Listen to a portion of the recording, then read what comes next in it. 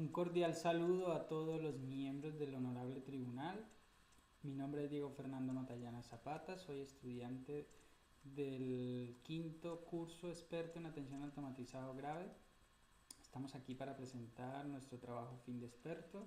Primero quiero felicitarles por tan excelente curso experto y dar el agradecimiento al doctor Antonio Romero Conde, quien fue mi tutor para este trabajo final de experto.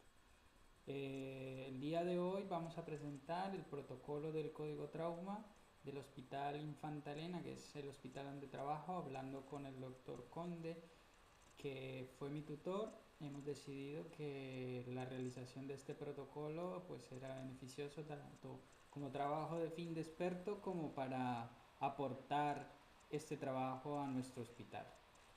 Entonces vamos a presentar dicho protocolo. El código trauma y la atención al politraumatizado grave sigue siendo una de las prioridades en nuestros servicios de urgencias. Ya fue el cirujano militar Adam Scollay quien introduce el concepto de la hora de oro, basados en el concepto de que el tiempo para el manejo exitoso del traumatizado es vital para aumentar la mortalidad. Y se logra establecer una modalidad de cómo es la mortalidad del paciente traumatizado grave, determinando 3 situaciones importantes de mortalidad. Una considerada como la mortalidad inmediata, otra una mortalidad precoz y una mortalidad tardía. La mortalidad inmediata quiere decir aquellos pacientes que tienen unas lesiones tan graves que tienen una alta mortalidad en el mismo lugar del accidente. Mientras que una mortalidad precoz, que es donde podemos actuar, que va entre las primeras horas y los primeros días del trauma. Y una mortalidad tardía que va entre días a semanas, pero que es ya como consecuencia de las lesiones que se han producido los primeros días. Por lo tanto, nos vamos a enfocar en la mortalidad precoz, que es donde podemos actuar. El objetivo del código trauma no es otro que disminuir la variabilidad en la práctica clínica, simplificar la estrategia y garantizar la calidad y continuidad asistencial. Por lo tanto, se fundamenta en coordinar de forma multidisciplinar la activación del código tanto desde extrahospitalaria como designar un equipo líder responsable referente durante la asistencia, con un abordaje quirúrgico basado en la resucitación de control de daños, como veremos más adelante. Entonces tenemos que definir 2 grandes conceptos. Uno, ¿qué es un código trauma? Y ¿qué es una persona que ha sufrido un traumatismo grave? El código trauma es el proceso como tal de atención a pacientes con un trauma grave, donde se disparan los pasos necesarios que permiten una primera estratificación del riesgo, bien sea por vía telefónica o presencial, basada en la existencia de unos criterios de gravedad, tanto fisiológicos como de lesiones anatómicas, tanto de riesgo de la biomecánica del trauma o de la edad o comorbilidades asociadas de la persona que ha sufrido un traumatismo. Además de esto, una vez se identifican los riesgos, se inician las medidas diagnóstico-terapéuticas en el menor plazo y tiempo posible, de forma priorizada y en el centro sanitario más adecuado para la gravedad del paciente, con una ubicación evitando nuevas lesiones, asegurando la continuidad asistencial. Eso es todo lo que enfoca el código trauma.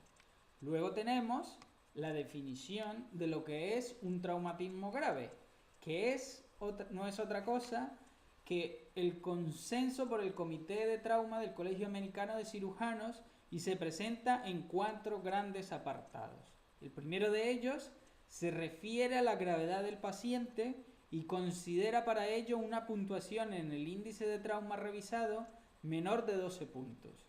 El segundo apartado hace referencia a las lesiones en diversas áreas anatómicas. El tercer apartado a la biomecánica del trauma Y el último, a connotaciones especiales del paciente, tales como la edad, patologías de base, tratamiento anticoagulantes o el hecho de ser gestante. Vamos a revisar cada uno de estos apartados de forma rápida. Los criterios fisiológicos de gravedad se refieren a un trauma score revisado menor de 12 puntos, a una escala de coma de Glasgow menor de 14 puntos, y aquí tenemos un resumen del índice de trauma score revisado. Escala de Glasgow, tensión arterial sistólica, frecuencia respiratoria, con su puntuación de acuerdo a los resultados de cada paciente. Si esa sumatoria de puntuación de acuerdo a esos diferentes variables da un trauma score revisado menor a 12 puntos, se considera que es un trauma grave. Luego tenemos otro apartado que es los criterios anatómicos. Se considera que es de gravedad lesiones penetrantes de cabeza, cuello, tronco y parte proximal de miembros, el tórax basculante, amputación proximal a muñecas o tobillos, 2 o más fracturas en húmero y o fémur, fracturas abiertas o deprimidas de la bóveda craneal, fractura con sospecha de afectación vascular, fractura de pelvis, parálisis o paresia de miembros o quemadura mayor del 10% de superficie corporal, lesiones por inhalación o inmersión prolongada. El otro apartado son los criterios de riesgos basados en el mecanismo lesional.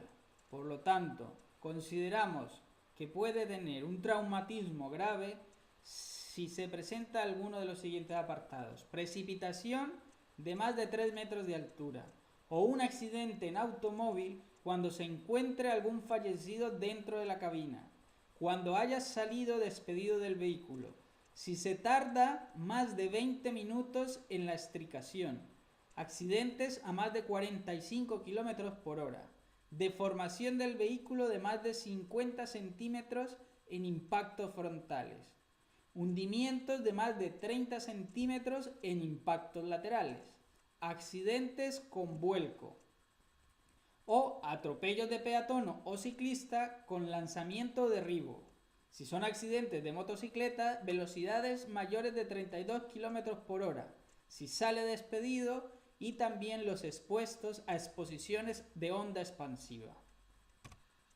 Por último, tenemos los criterios de riesgo por edad o comorbilidad. Entre ellos encontramos las personas mayores de 55 años o menores de 5 años, o comorbilidades graves como enfermedad cardíaca y respiratoria, el embarazo, la diabetes mellitus, la cirrosis, la obesidad mórbida, pacientes inmunodeprimidos, discrasia sanguínea y pacientes anticoagulados.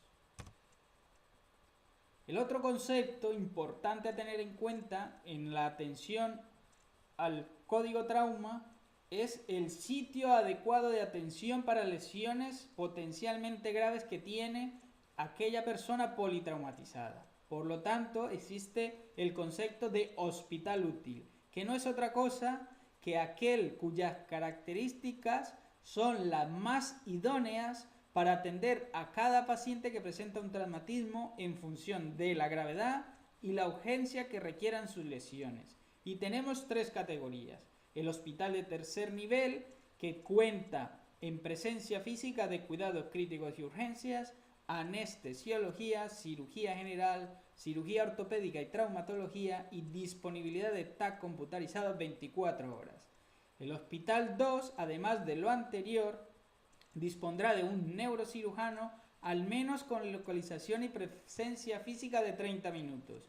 Y el hospital útil categoría 1, además de lo mencionado previamente, contará también con cirugía torácica, cirugía cardiovascular, cirugía maxilofacial y con disponibilidad de TAC, resonancia 24 horas y radiología vascular al menos localizada. Cuando el tiempo de traslado sea igual o superior a 20 minutos o el paciente se inestabilice hemodinámicamente durante el traslado, el hospital útil se considerará el más cercano. O si el transporte por vía terrestre es mayor de 40 minutos, debemos considerar la posibilidad de un transporte aéreo. Una vez hemos mencionado lo anterior, vamos a contar de forma lo más sencilla posible toda la secuencia de flujogramas que hemos realizado para este protocolo del código trauma. Por lo tanto, tendremos unos algoritmos simplificando lo que debemos hacer ante la atención de un paciente politraumatizado grave intrahospitalario. Entonces, vamos a ver los flujogramas a continuación. ¿Cómo sería la secuencia de activación del código trauma? Entonces, si tenemos una persona traumatizada que cumple alguno de los criterios fisiológicos con un trauma revisado menor de 12 puntos, es decir, hipotensión arterial, frecuencia respiratoria y nivel de conciencia bajo, pues avisaremos al coordinador de urgencias y activaremos el proceso del trauma grave, coordinando un intensivista, alertando a la UCI, recepcionando en la sala de parada de urgencias, y se realizará la atención y evaluación inicial con activación del proceso de diagnóstico. Luego, si no cumple los criterios fisiológicos con un trauma score revisado mayor a 12, pero con alguno de los criterios de alto riesgo, entonces avisaremos al servicio de urgencias, coordinará el médico de urgencias y se recepcionará el paciente en la sala de paradas de urgencias, donde se realizará la atención, evaluación inicial y la activación del proceso de diagnóstico por imagen.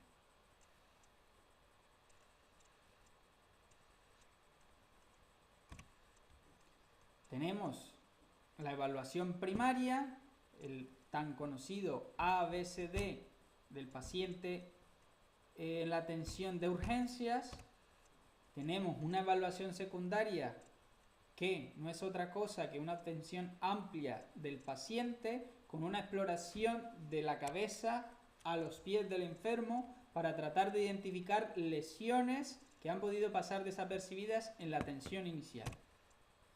Esta reanimación inicial cumple un objetivo que es tener una presión arterial media mayor o igual a 60, es decir, una reanimación hipotensiva, o una presión arterial media mayor de 60 en pacientes que tienen traumatismo craneoencefálico grave o lesión medular aguda.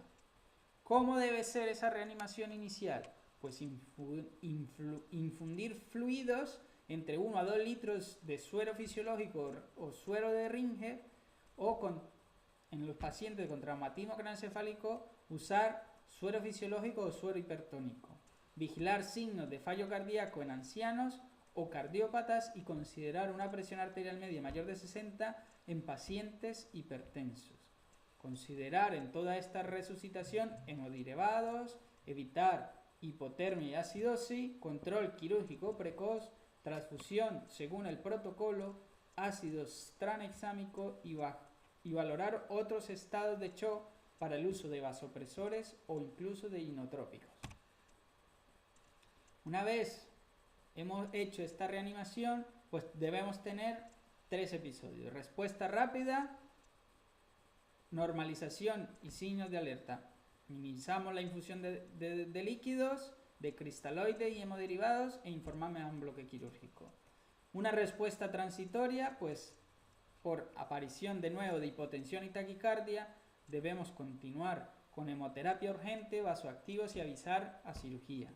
Y si no tenemos respuesta o mínima respuesta, transfusión de extrema urgencia, valorar otras causas del shock, valorar uso de aminas vasoactivas e alertar de forma inmediata a cirugía. La optimización y monitorización de la respuesta a la resucitación cumple unos objetivos que no son otra cosa que un lactato menor de 2, un pH mayor de 7,20, un exceso de base de menos de 6.000 equivalentes, una presión arterial media de 60 o mayor de 60 en traumatismo craneoencefálico o lesión medular aguda.